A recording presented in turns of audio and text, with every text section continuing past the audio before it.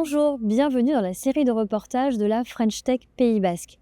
Nous mettons en lumière les pépites, entreprises innovantes locales, audacieuses, qui façonnent l'avenir du territoire.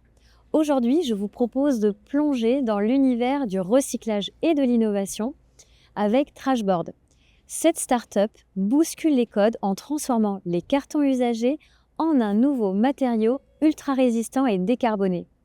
Fondée en 2022 par François Jaubert, un ingénieur passionné et engagé pour plus de durabilité, Trashboard allie performance, design et écologie avec une technologie de pointe qui s'inscrit dans une démarche responsable et résolument locale.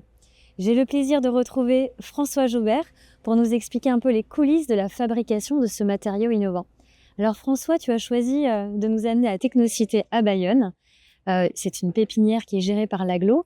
Est-ce que tu peux nous dire pourquoi ce choix? C'est un lieu qui regroupe les nouvelles technologies et les matériaux avancés, et c'est un lieu qui m'a inspiré dès le début que je suis venu au Pays Basque. Et donc du coup, je suis vraiment fier de pouvoir apporter ma pierre à cette montagne d'idées envers les technologies avancées. Et c'est génial parce qu'en plus ton atelier est ici, tu vas nous en parler. Alors est-ce que tu peux m'expliquer quelle est la mission de Trashboard?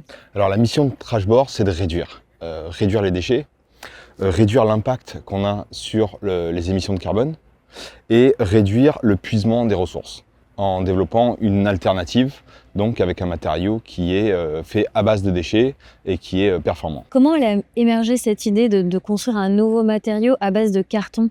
C'est du bon sens. Je bossais sur les chantiers navals et je me suis rendu compte qu'on en foutait plus à la benne que sur le bateau. Et je me suis dit, pourquoi on n'utilise pas des trucs qu'on a dans la benne pour faire des pièces? Et donc du coup, c'est comme ça que j'ai trouvé que ce matériau avait des qualités extraordinaires.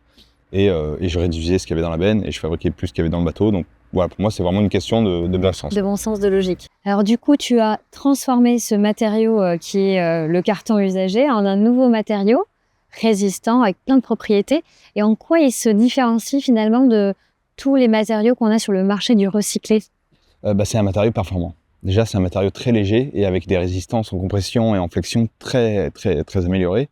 Donc du coup, on vient concurrencer des matériaux qu'on dit high-tech avec un procédé très low-tech. Donc on arrive vraiment à être impactant sur des pièces qui ont énormément de contraintes. Génial, mais moi j'aimerais bien voir ça. Est-ce que tu nous montres un peu les coulisses de la fabrication? Allez, viens, je t'emmène.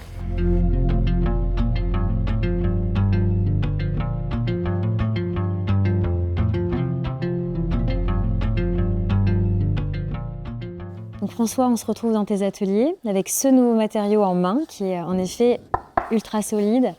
On sait que cette phase de pré-industrialisation elle est assez critique quand on développe une start-up industrielle. Comment toi, tu es passé de cette phase de prototype à produit industrialisé? Nous, on a une innovation matériaux, mais aussi on développe une innovation de process, donc de process industriel. Donc on a mis au point nos propres machines pour pouvoir traiter les déchets et ensuite les reconditionner en des matériaux finis, semi-finis. Donc vous avez créé carrément les machines tout qui le vont avec. processus industriel qui va avec. Voilà, ça fait partie de l'innovation, ce know-how, ce savoir-faire pour pouvoir industrialiser le matériau. La force qu'on a, c'est qu'on n'a pas de sous-traitants. On fabrique tout de A à Z, jusqu'au traitement des déchets, jusqu'au produit fini. Tout ça ici. Donc elle est là, notre chaîne de valeur aussi, avec ce savoir-faire. Ce qui est intéressant aussi avec ton process de fabrication, c'est que tu n'utilises pas d'eau. On est engagé sur l'énergie et sur le traitement des eaux. Il faut savoir que le recyclage du carton, ça gaspille énormément d'eau. Le bobinage, il faut refluidifier le carton, il faut refaire de la pâte à papier, etc. Et nous, on a voulu se démarquer par rapport à ça, et on n'utilise absolument pas d'eau. On se lave les mains en fin de journée, 3 fois par jour ici. et on a développé des machines qui ne consomment pas beaucoup d'électricité. Voilà. C'est aussi on parle de décarbonation matériaux, mais décarbonation du process aussi, avec des machines qui réduisent l'impact aussi de notre matériau. Donc un matériau qui est ultra résistant et doublement décarboné. Voilà, le process et le matériel lui-même. Du coup, est-ce que tu peux nous parler donc de tes premières applications et puis vers où tu vas aussi? Alors la première application, ça a été le skateboard, parce que il fallait commencer par quelque chose. Nous, on est ingénieur, mais on est skateur, et ça permet de démontrer la résistance. On est en train de développer du mobilier avec donc du coup on arrive à avoir un rendu bois sans utiliser de bois avec du carton. Aussi de réduire l'impact des forêts, hein, c'est-à-dire qu'il faut préserver nos forêts et utiliser nos déchets. Donc on est en train de fabriquer du mobilier à l'heure actuelle avec ça, avec des partenaires industriels qui sont assez gros, français bien sûr.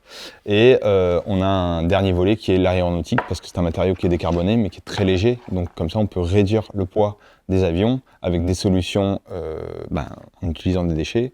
Et des solutions techniques qui sont assez high-tech pour pouvoir innover aussi dans ce milieu de l'aéronautique. Tu nous montres un peu l'équipe qui travaille avec toi? Allez.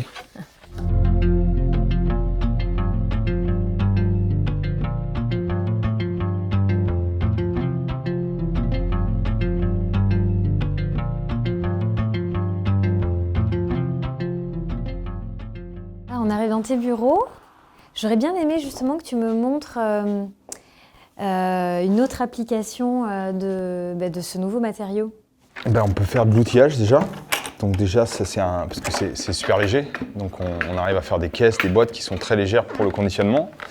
Et on développe cette table-là qui est aussi très légère. Et dans ton parcours, tu as beaucoup voyagé. Alors pourquoi avoir choisi le Pays Basque pour développer cette start-up? J'aime dire que c'est le Pays Basque qui m'a débauché. Voilà, j'ai beaucoup voyagé aux États-Unis. Les premières planches ont été faites en Californie. Ensuite, j'ai intégré une école d'ingé. J'ai repris les études d'une école d'ingé en Bretagne. J'étais incubé dans l'école d'ingénieur dans laquelle j'étais, l'école d'architecture navale et ingénierie marine. Et c'est eux qui m'ont dit va voir ce qui se fait au Pays Basque. Depuis, avec la French Tech, l'Aglo, le pays, etc., il y a toute cette organisation, toute cette structure qui m'a accompagné pour arriver ici, pour développer tous les produits et toute l'innovation qu'on refait tous les jours. Que tu commences à développer et que tu es en train de lancer partout dans le monde. Qu'est-ce que t'apporte justement cet écosystème concrètement pour toi dans ton développement? Déjà, c'est des locaux. Ouais. Voilà. Des locaux, ça a été vraiment bien de se trouver ici, dans cette technologie des matériaux avancés, donc je ne pouvais pas trouver un match plus parfait. Et ensuite, il y a un pôle aéro quand même qui se développe, qui est là depuis longtemps et qui se développe de plus en plus au Pays Basque. Donc ça, c'est quelque chose qui m'intéressait aussi.